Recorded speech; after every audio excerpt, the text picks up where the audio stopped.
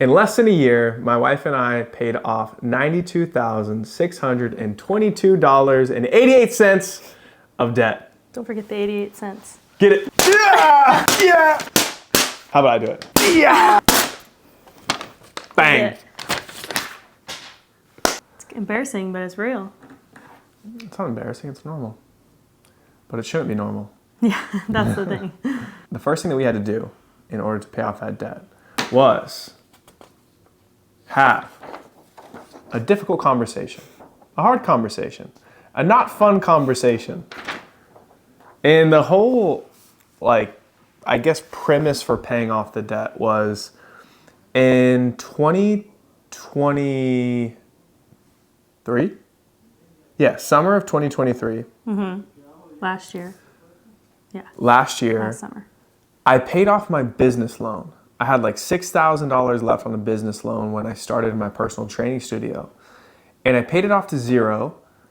And I'd been thinking about doing it for months, and I just did it. And for whatever reason, it felt so good. It felt liberating. It was like, we no longer have debt on the business. This is a really cool feeling. After we paid that off, we went to Italy. That was one of our big things we wanted to do before starting a family, before getting a house, before any of that. We wanted to go to Europe, specifically Italy, to get Taylor some pizza. Yeah, when we got back from Italy, we just sat down on the couch and said, right here, and said, let's just look at our finances. I don't think we originally went into it being like, oh, this is going to be a hard conversation. It just ended up being that as we started talking. You get defensive. Yeah, both of us, yeah. In general, people get defensive about money. Yeah, even though we're married and everything that we have is together, it was because we started getting serious about, okay, if we wanted to get rid of our debt, this is what we're going to have to do. And we're also more in debt than we think. Yeah. Because once we started putting the numbers down, it started getting really real in the fact that I would never have said, oh, we probably have almost $100,000 of debt. That would have sounded crazy. Mm-hmm. But you don't realize it until you start writing the numbers down. Yeah. And it's very humbling. And we just kind of had to work through writing down all of the things that we have, opening up our bank accounts. It's easy when you're trying to build credit to start to open up all these accounts and credit cards. Mm-hmm. And it's easy to get that subscription and that subscription and that subscription and never use it. And you hear that all the time. But when you genuinely look at every single thing that you have coming in, because another thing that stimulated this was we started to have some really big months in business, at least for where we were then. We had some, I had some PR numbers that, oh man, we've never made this much in the business. And I was like, well, how come we made that much and we didn't really feel like our lifestyle changed that much? Yeah. And it's because typically what ends up happening is as you start to make more money, without even realizing it, you start to spend more. And if you have all these debts, student loans and cars and credit cards, and you're servicing all of those, you have this leaky bucket. You have money coming in, but it's going in 20, 30, 40, 50 different directions. Mm-hmm. So it was a tough conversation. We sat down and it wasn't easy, but we had to list out everything. And there were some, hey, why are you doing that? And why are you doing that? And it wasn't anything crazy, but it's just little things. It's just this is true with fitness too, right? You can be kind of fit and live a good life. But then as soon as you say, I'm going to do a marathon, I'm going to do a show, I'm going to do some bigger goal that's beyond what you've achieved so far, it increases the level of pressure. So we'll talk about goals in the next step, but I want to show them our big old game plan. This was it. This was literally the piece of paper that we wrote down our monthly expenses and all of our debts.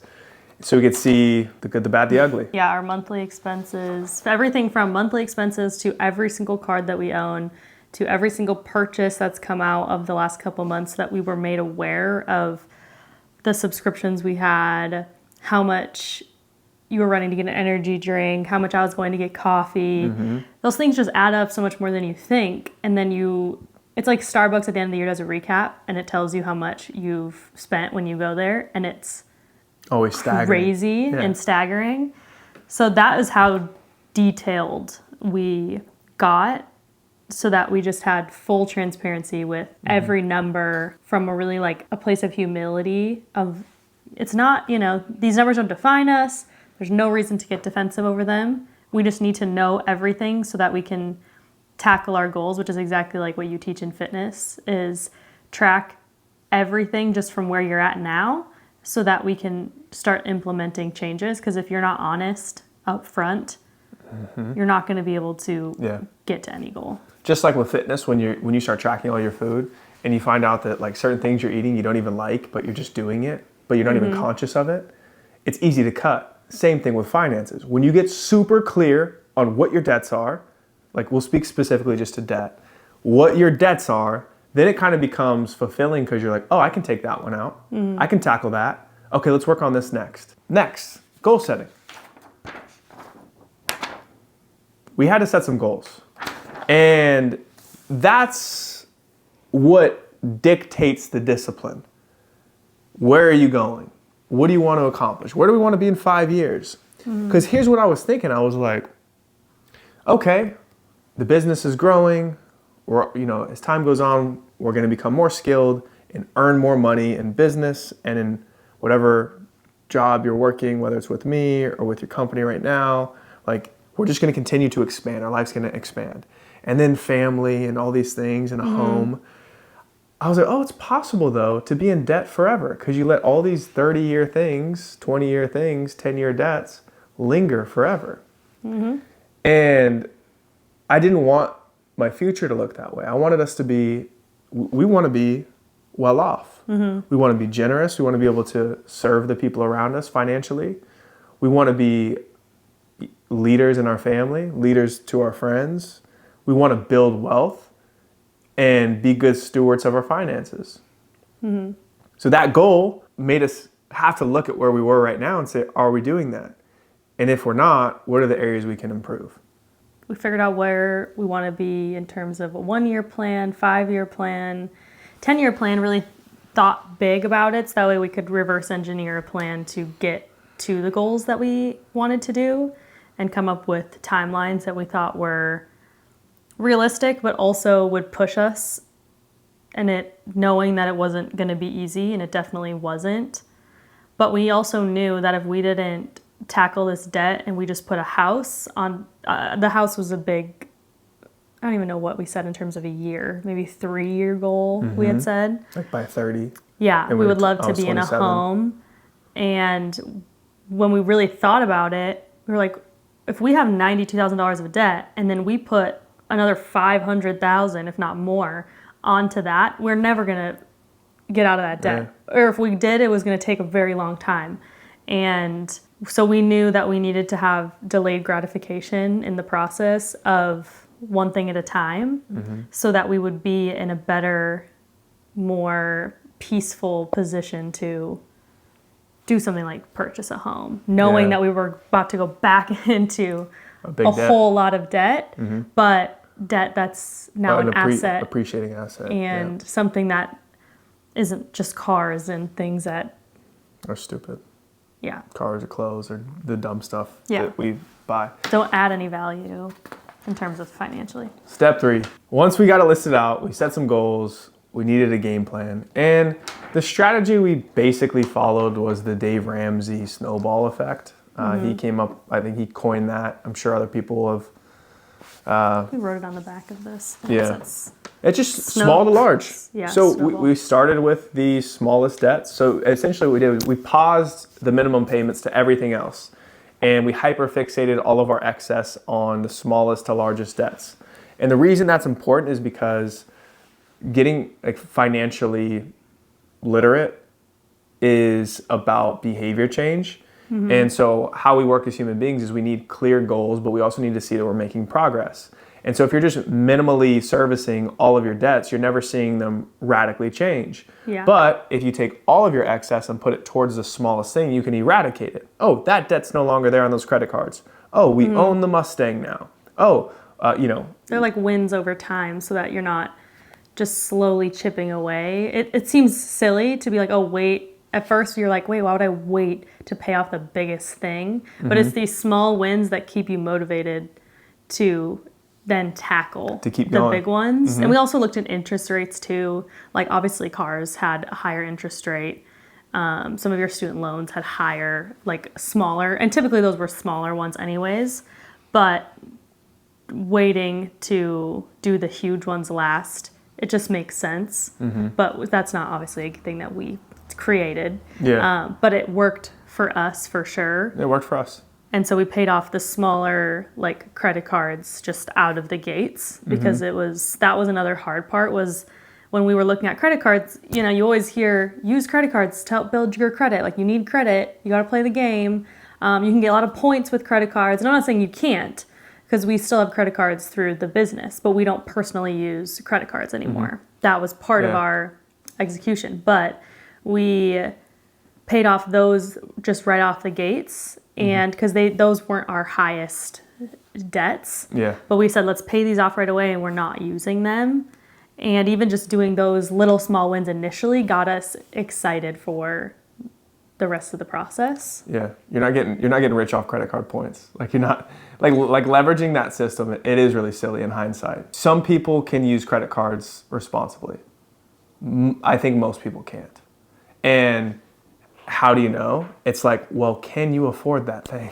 That's the question. Like, can you actually afford it? Cash? Yeah. And if you look at all your credit cards and you look at all your cash, is there more spent on the credit cards than the cash you have to then pay it off? Then you're living outside your means. So people get very defensive about finance and everyone thinks they have a strategy. Very defensive about Now, credit cards. I think some people are really good at leveraging debt. Like some people take very well calculated risks and build big businesses and leverage debt well to like get ahead. That's a small percentage of people. Very small. And you got like everyday people who are working normal jobs who are like 10 feet deep in debt thinking like, oh, don't pay off your debt. You can use that cash to leverage. It's like, no. Okay. The last part, well, one of the last things to do is once you have the hard conversation with yourself or with your spouse or with whoever, you set some goals, you create a game plan. Oh, you actually have to do it after that. You actually have to execute. And that is going to suck. Like we said the whole time, it was not a sexy, beautiful process. No. Like as sexy as buying a brand new car would be or buying a home. This wasn't cute. Imagine this. Imagine you had your best month in business. And you're like, you know, it's such a good month. I'm going to pay myself a little bit extra. So you pay yourself a little bit extra. And then that money hits your personal checking account. And then 3 seconds later, that money goes into whatever debt you're working on. Your Parent Plus student loans. Bye. Boom. Gone. Never going to see it again. Okay, save $500 just in case shit hits the fan this month. Pay off the next thing every single month. Now here's when it was really tough. When that, however many thousands of dollars, goes towards your debt and you didn't even pay it off, you're like, okay, what's it going to be? 3 more months on this one big student loan, right? Now, I'll say this though, money starts to appear when you get really diligent to this, paying off the debt. You start finding money you didn't know you had somehow. Because you were just putting every last bit of.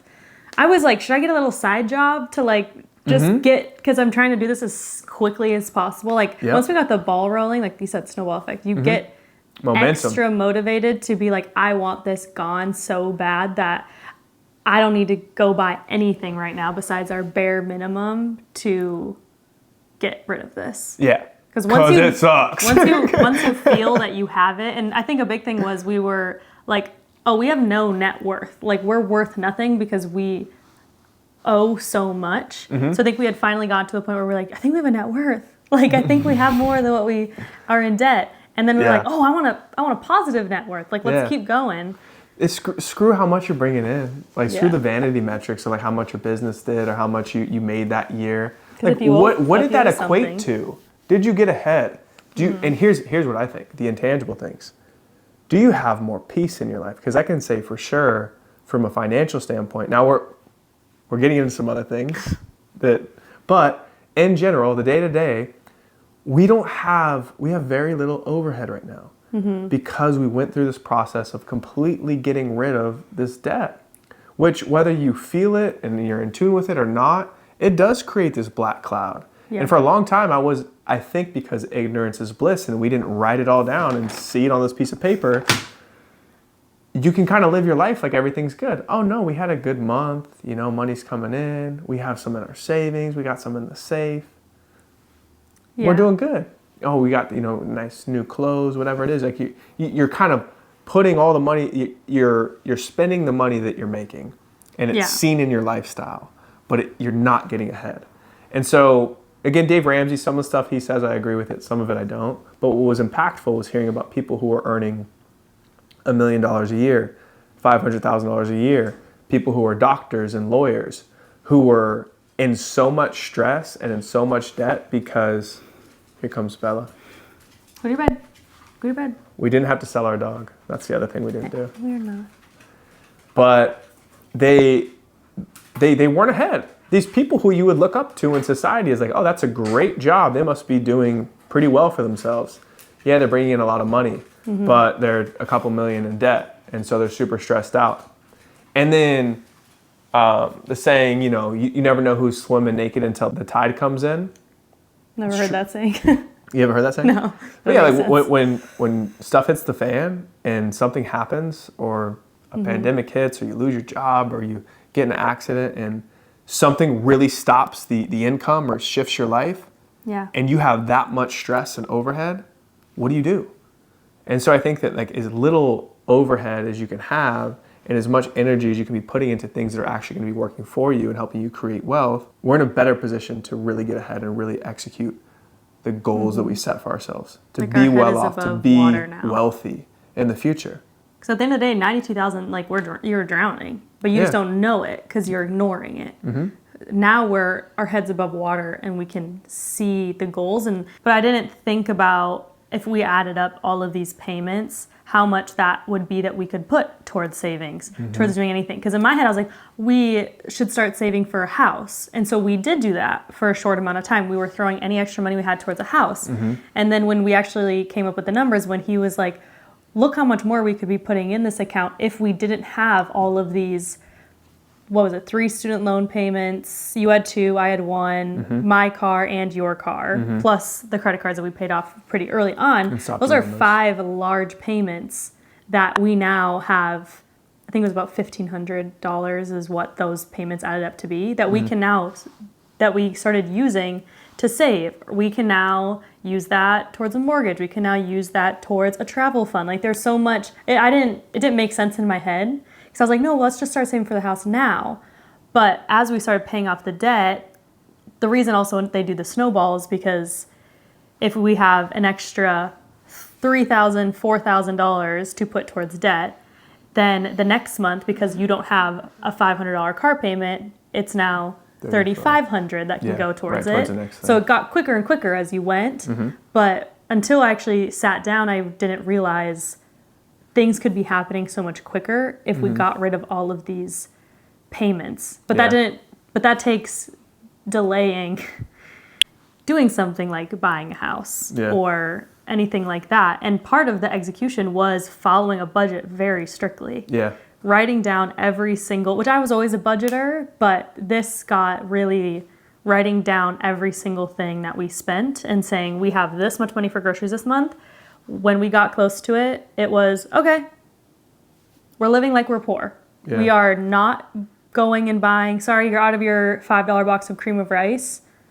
You're not getting it for a couple days. And it was forcing ourselves into that hard, hey, we're living like we can't afford this because we're doing it this way. And I think that helped be able to do it quicker than what we thought because we were very diligent about not buying extra things we didn't need, following a very strict budget. One of my buddies who was Steve, who is one of my close friends and clients, he came over and we talk about business all the time. And he's like, dude, you're the only one I know who starts making more money in this period of time, who starts making more money and then starts living like you're not, like living like you're broke. Like we have nothing, And we did for that for a while. But again, it's a finite period of time. It went by so quick. It went by so quick. I mean, it was less than a year. We thought it would take 18 months. It took us about 8 or 9. Because I think of how much you do put other things on pause. But what I will say is like also our life is so simple. Most people's lives are so simple. You still go to work. You still, we still had nice meals together. We would still go out to eat every once in a while. Yeah. We didn't miss anything with like friends. We were able to even travel. Yeah, like, we traveled. We made it all work. We didn't miss out on anything. Mm-mm. And less than a year went by. So it's like, just do it. Like do it now. So now we're like, what? I'm 28. You're 27, about to be 28. And I don't know, that year period, if we didn't do that, if we didn't just sit down and have one hard conversation, then create a game plan and execute on it, I don't know. You think about the financial strain later on in life, and so many relationships end and people are overly stressed because of finances. So this is just what worked for us. It did work. And I figured it was worth sharing with you guys. So if anyone out there has been thinking about it, I think it's the best thing that my wife and I have done since we got married together. We grew closer. I didn't realize how much peace that it would bring, because it's like, okay, yeah, what's debt, what's finances, but then every single thing we paid off, it was like a celebration. Like, oh my gosh, we own the car. Oh my gosh, we own my car. Buy student loans. Like, nothing has felt better than when those things were complete. Mm-hmm. And we were so motivated to do them, even though it hurt getting paid and seeing that money quite literally disappear. But there's nothing that feels better now is that when you get paid, knowing that we can actually use that money towards something that's fruitful, or we can see an account grow now versus it being in the negative. And it's a bigger deal than I think it may seem at the front end, but the peace that it brought was incredible. Yeah. This worked for us. It brought us more peace. And I think a lot of people could benefit from going on a journey like this. We benefited a ton. And we're still learning a ton. But we pulled back just a little bit to be able to go forward in the medium to long term. I'm proud of you. Proud of you too. Now you can have your cream of rice whenever you want. Let's go. We buy it in big packs. Well, and because of that, we were able to buy a house. So that's cool. Oh, you dropping that on them? Yeah, so we paid off $92,000 of debt. And then by July, we got hundreds of thousands of dollars of debt. But it's an appreciating asset. Bang.